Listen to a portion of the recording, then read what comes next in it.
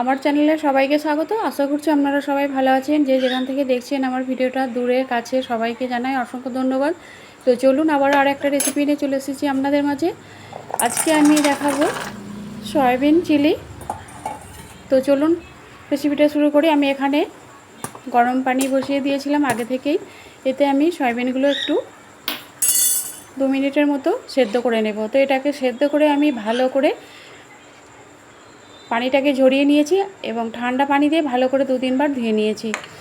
এরপর আমি এগুলোকে একটু ঠান্ডা করে নিয়ে এতে দিয়ে দিলাম 1 চামচ কর্নফ্লাওয়ার, 1 চামচ লঙ্কা গুঁড়ো আর দিয়ে দিলাম গোলমরিচের গুঁড়ো 1 চামচ। এরপর আমি এখানে দিয়ে দেবো স্বাদ মতো নুন আর দিয়ে দেবো একটা ডিম। এরপর আমি সব উপকরণগুলো হাত দিয়ে খুব ভালো করে মেখে নেব।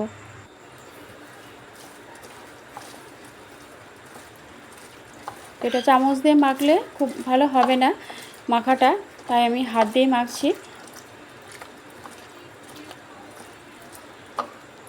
এটাকে এইভাবে করে হাত দিয়ে খুব ভালো করে মেখে নিতে হবে।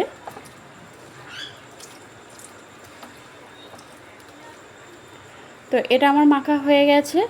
এরপর আমি এখানে একটা ফ্রাই প্যান বসিয়ে দিয়েছি, এটা খুব ভালো করে গরম করে নিয়েছি। এরপর এখানে আমি দিয়ে দিলাম পরিমাণ মতো তেল।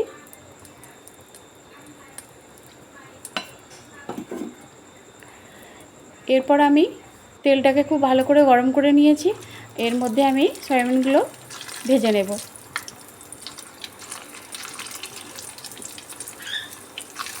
তো এইভাবে একটা একটা করে দিয়ে আমি সয়াবিনগুলোকে একটু লাল লাল করে ভেজে নেব।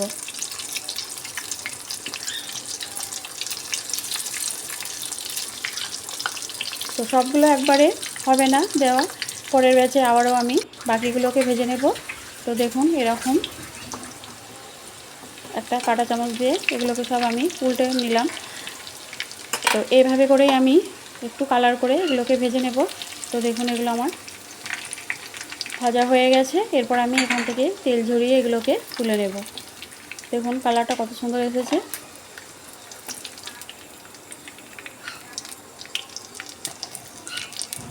তো এই রেসিপিটা বানানো খুবই সহজ, যে কেউ এটা বানিয়ে নিতে পারবে। আর রুটির সঙ্গে, পরোটার সঙ্গে এটা আপনারা পরিবেশন করতে পারেন। বাকি ব্যাচে আবারও আমি এগুলোকে ভেজে নেব।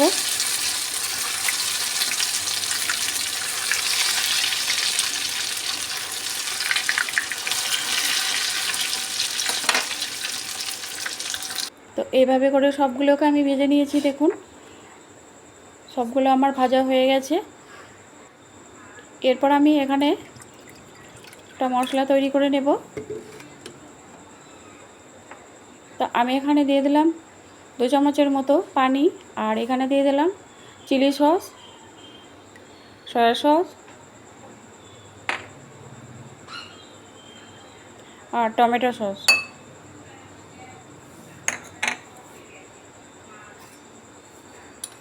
এরপর আমি একটা চামচ দিয়ে এগুলোকে একটু ভালো করে মিশিয়ে নেব। এটা মেশানো হয়ে গেছে। এরপর আমি এখানে দিয়ে দিলাম 1 চামচের মতো কর্নফ্লাওয়ার। তো সবগুলোকে আমি এইভাবে করে চামচ দিয়ে একটা ভালো করে মিশিয়ে নেব। তো ওটা আমার মেশানো হয়ে গেছে। এদিকে আমি আর একটা কড়াই গরম করে নিয়েছি, এতে আমি দিয়ে দিলাম পরিমাণ মতো তেল। তো তেলটাকে খুব ভালো করে গরম করে নিয়েছি। এরপর আমি এখানে দিয়ে দিলাম রসুন কুচি। আমি এখানে 5-6টা রসুনকে এভাবেই কুচি করে নিয়েছি। রসুনটাকে আমি একটু হালকা করে ভেজে নেব।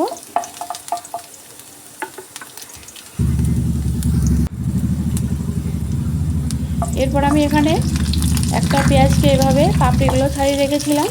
তো পেঁয়াজটাকে আমি এভাবে তেলের মধ্যে দিয়ে দিলাম, এটাকে একটু নাড়াচাড়া করে নেব।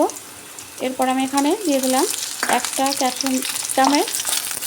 ক্যাপসিকামটা হাফটা দিলাম, আমি পুরোটা দিলাম না। তো সবগুলোকে আমি এভাবে করে ভেজে নেব।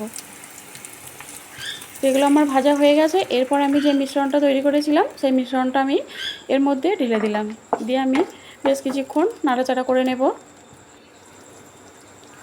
তো এটা আমার ফুটে গেছে দেখুন। এরপর আমি এখানে দিয়ে দিলাম 1 চামচ ভিনিগার। আর দিয়ে দিলাম 1 চামচ চিনি।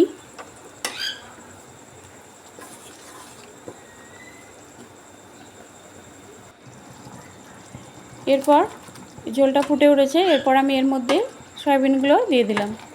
তো সয়াবিনগুলো দিয়ে আমি খুব ভালো করে নাড়াচাড়া করে নেব।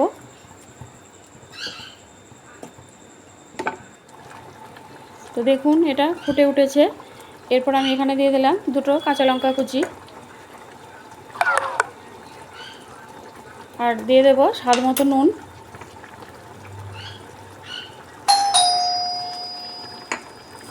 আর দিয়ে দেবো 1 চামচ গোলমরিচের গুঁড়ো। তো সবগুলোকে দিয়ে আমি এভাবে নেড়েচেড়ে মিশিয়ে নিলাম। তো তৈরি হয়ে গেল দেখুন।